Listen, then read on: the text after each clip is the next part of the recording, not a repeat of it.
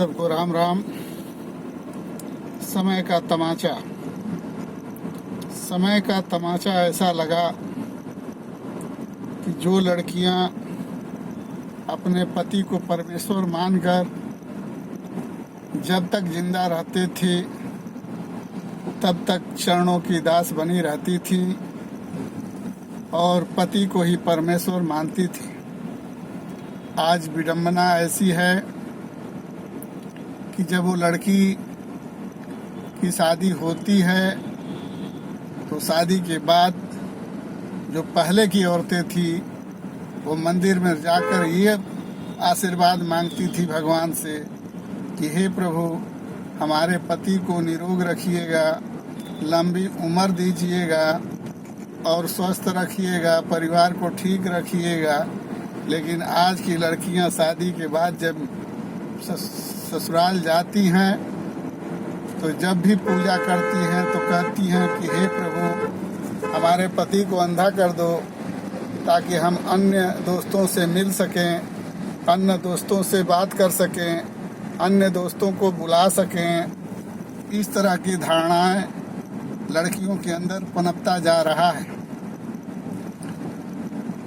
हमने देखा कि एक लड़की मंदिर में प्रार्थना कर रही थी कि हे प्रभु, हम जब कुंवारे थे तो बहुत अच्छे थे, कम से कम कोई मोबाइल भरवा देता था, रिचार्ज करवा देता था, कोई गहना बनवा देता था, कोई हमको टूर पर घुमाता था, कोई मॉल घुमाता था, कोई पिक्चर दिखाता था। जितने दोस्त थे सबसे आनंद लेती थी, खुशहाल रहती थी। जब से शादी हुआ है तब से मैं परेशान हूँ, ये नहीं हुआ, वो नहीं हुआ, पति का सुनना पड़ता है, सास का सुनना पड़ता है, ससुर का सुनना पड़ता है, ननद का सुनना पड़ता है, देवर का सुनना पड़ता है। ये सब सुनते सुनते मैं परेशान हो चुकी हूँ। हे प्रभु, अगर हो सके तो हमारे पति को अंधा कर दीजिए ताकि मैं अपने दोस्तों को बुला कर मिल सकूं। इस तरह की कामना करती हुई औरत अपने जीवन को व्यतीत कर रही थी। सुनने के बाद ऐसा लगा शायद समाज और सनातन का असर खत्म होता जा रहा है। लड़के और लड़कियों के अंदर कुरीतियां भरती जा रही है। वह अपने आप को बहुत ही दुखी महसूस कर रहे हैं। आज हमारा समाज दयनीय स्थिति से गुजर रहा है।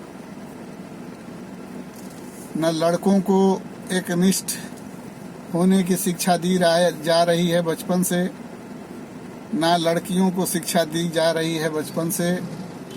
दोनों अपने मन के मालिक बनते जा रहे हैं। अगर पिता या पति, सास या ससुर किसी तरह का दबाव देते हैं या कुछ कहते हैं तो लड़कों का एक ही जवाब होता है कि ज़्यादा बनेंगे तो हम फांसी लगा लेंगे, जहर खा लेंगे, आत्महत्या कर लेंगे। गार्जियन जो बचपन में बच्चों के साथ किया, जो अच्छी शिक्षा नहीं दिया, जिसका नतीजा वो जीवन भर भुगतता रहता है और बच्चों के अधीन अपना जीवन व्यतीत करता है।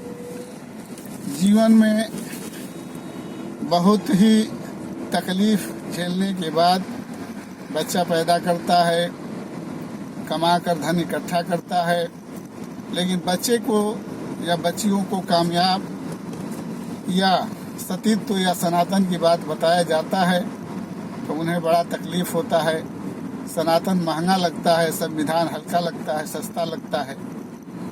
इसलिए संविधान के तरफ न जाकर लोग सनातन की तरफ न जाकर लोग संविधान की तरफ कदम बढ़ाते जा रहे हैं, जो कहीं न कहीं हमारे समाज और सनातन के लिए घातक है, जिसके चलते न आबरू बच रही है, न इज्जत बच रही है, न खानदान की कोई कदर रह रही है।